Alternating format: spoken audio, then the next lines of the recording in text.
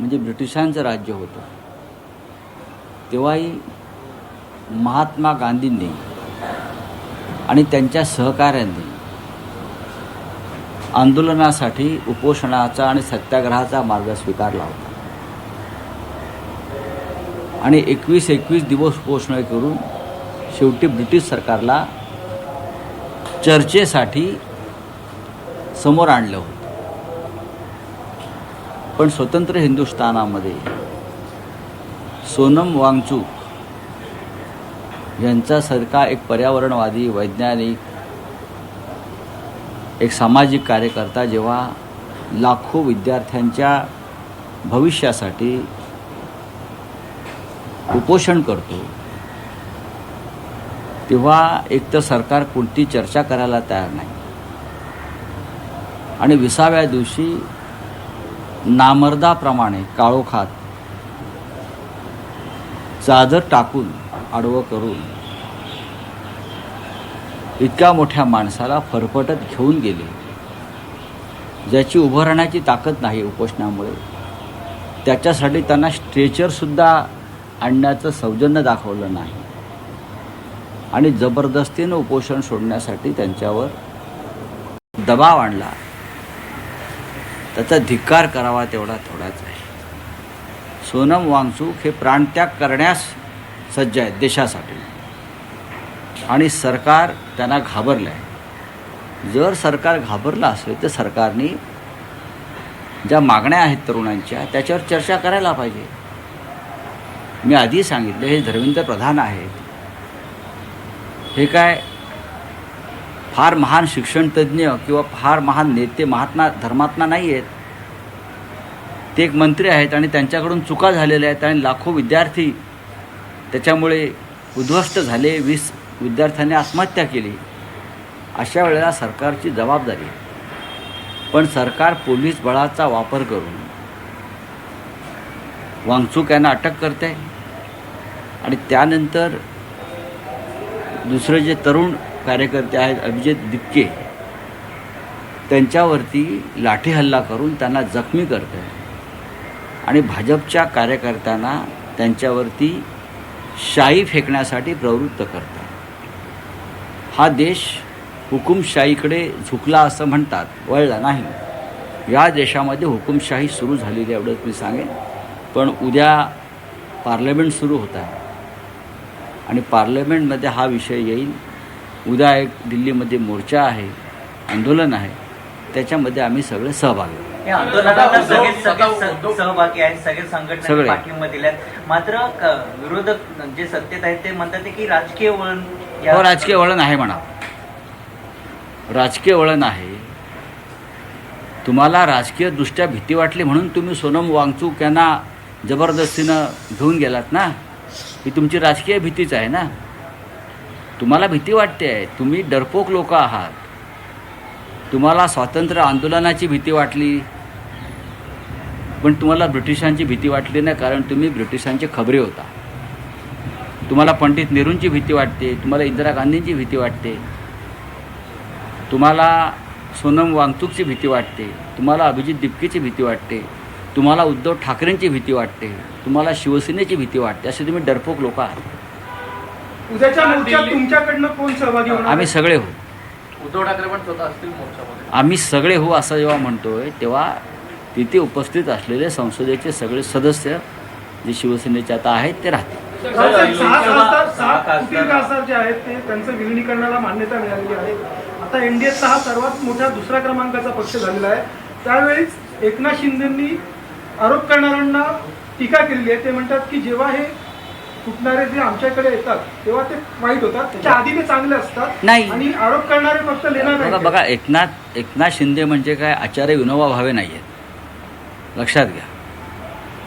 दाढी जरी असली त्यांना आचार्यांप्रमाणे, जरी ते आचार्य विनोबा भावे नाही आहेत की जे बोलतील ते सत्य आहे व नीतिमत्तेचं आहे, असं नाही आहे. ते मशालीवर निवडून आलेले 6 लोक तुम्ही 50-50 कोटीला विकत घेतलेत.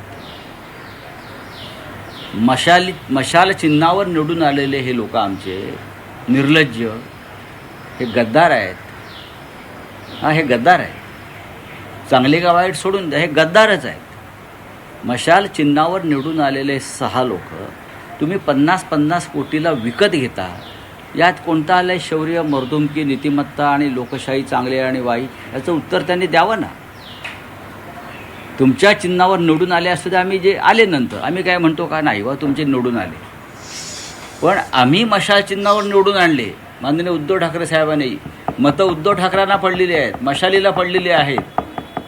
तुमच्या चोरलेला धनुष्यबाणाला नाही. आणि तुम्ही काय आम्हाला सांगताय? एक दिवस ही दाढी, एखादा हनुमान येईल आणि जाळून टाकेल तुमची दाढी. लक्षात घ्या. आय रिपीट, ही दाढी तुमची एक दिवस जाळून टाकली जाईल. दाढीवरती हात फिरवून तुम्ही आम्हाला नीतिमत्ता शिकवू नका. तुमची जी काय आहे ती अमित शहाच्या पायाशी गहाण पडलेली आहे. मुळात तुम्हाला अब्रू नव्हतीच. हां, हे 6 लोक जे आहेत त्यांना लाज वाटली पाहिजे. निर्लज्ज आहेत हे. गद्दार शब्दसुद्धा कमी पडेल त्यांना. आणि लोकसभेचा अध्यक्ष किंवा जे काही पार्लमेंटरी आपली आहे, हे हा लोकशाहीवरचा खून, बलात्कार करून खून, आधी जे आता गुन्हे घडतात ना, रेप अँड मर्डर, तसा हा रेप अँड मर्डर आहे लोकशाहीवरचा. हा रेप अँड मर्डर, आणि हा अत्यंत गंभीर गुन्हा आहे. हे जे आहेत हे सिरियल रेपिस्टसुद्धा आहेत आणि सिरियल किलरसुद्धा आहेत लोकशाहीचे. लाज वाटत नाही त्या लोकांना. पक्ष फोडा, 50-50 कोटीला माणसं विकत घेता. लोकांना खायला अन्न नाही, प्यायला पाणी नाही काही ठिकाणी. लोक उपोषणाला बसले शिक्षणासाठी, आणि तुम्ही काय मोठी आम्हाला दाखवताय, शौर्य गाजवून दाखवताय. You are serial rapist and serial killer लोकशाहीचे. शिंदे म्हणतात ते मल्लिकार्जुन तो खरगे आणि रामाचा राहुल नाही, तो गांधी कामाचा यांनी नाही. पंतप्रधान नरेंद्र मोदी यांना पत्र दिलंय. मल्लिकार्जुन खरगे आणि राहुल गांधी यांनी पंतप्रधान नरेंद्र मोदी यांना पत्र दिले. त्यामध्ये त्यांनी असं म्हटले की राम जन्मभूमी संदर्भात जी मंदिर आहे त्यात जे चोरी झाली त्या संदर्भात आरोपींची एक स्वतंत्र अशी चौकशी करावी, पारदर्शक अशी चौकशी करावी. यासाठी यात तुम्ही नवीन काय सांगत आहात? पारदर्शक चौकशी वगैरे सोडून द्या. आम्ही तर आंदोलनच सुरू केलं. काल नागपूरमध्ये रामनगर भागामध्ये ते राम मंदिर आहे भव्य. इथून हाकेच्या अंतरावरती रेशीमबाग आहे आणि संघाचं मुख्यालय आहे. आम्ही त्याच्यासमोर राम मंदिर लुटीविरुद्ध भव्य आंदोलन काल केलं. रामरक्षा आंदोलन, सिक्युरिटी ऑफ रामरक्षा. आणि आम्ही आता महाराष्ट्रात नव्हे तर देशात जाणार आहोत. या चौकशा वगैरे सगळ्या त्यांच्याच असतात. न्यायालय त्यांची, वकील त्यांचे, सरकारी वकील त्यांचे, चौकशा समित्या त्यांच्या, सरकार त्यांचं, दरबार त्यांचा, सगळं त्यांचं आहे. ते काय चौकशा करणार आहेत? कुठली चौकशी? SITमध्ये सगळे मुख्य आरोपी बाहेर आहेत, जे संघाचे आणि भाजपचे पदाधिकारी आहेत. त्याच्यामुळे आंदोलन जे आम्ही सुरू केलेलं आहे, रामरक्षा आंदोलन, हाच एकमेव लढा यापुढे राहील. आमच्याबरोबर ज्यांना यायचं आहे ते येतील, आता शिवसेना पुढे जाईल. कालच्या आमच्या आंदोलनामध्ये काँग्रेस पक्षाचे आणि राष्ट्रवादी काँग्रेस पक्षाचे सर्व प्रमुख नेते उपस्थित होते. आम्ही माननीय मुख्यमंत्री जे आहेत देवेंद्रजी आणि सरसंघचालक परमपूज्य मोहनरावजी भागवत यांनासुद्धा आमंत्रण केलं होतं. आता रामभक्तांच्या बाजूने ते उभं राहायला आले नाहीत. याचा अर्थ रामाचं मंदिर लुटणाऱ्यांना त्यांचा पाठिंबा आहे.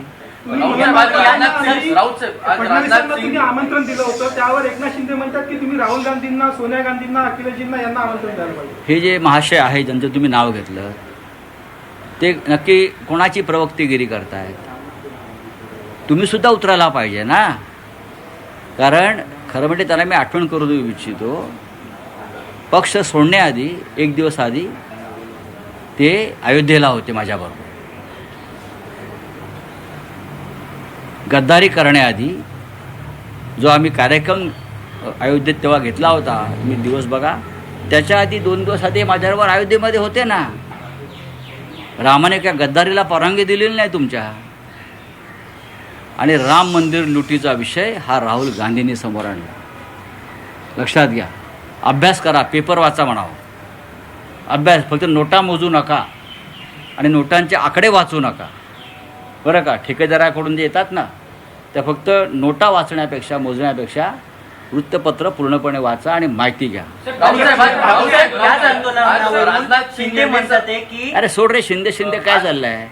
तुला काय वाटतं बाबा? शिंदे म्हणजे का राम मनोहर लोही आहेत का? ना काय शिंदे चाललंय? कोण आहेत ते? पंडित नेहरू आहेत का? जयप्रकाश नारायण आहेत का?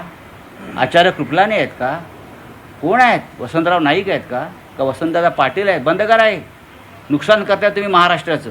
आज राजनाथ सिंग यांनी सर्वपक्षीय नेत्यांची बैठक बोलवली आहे.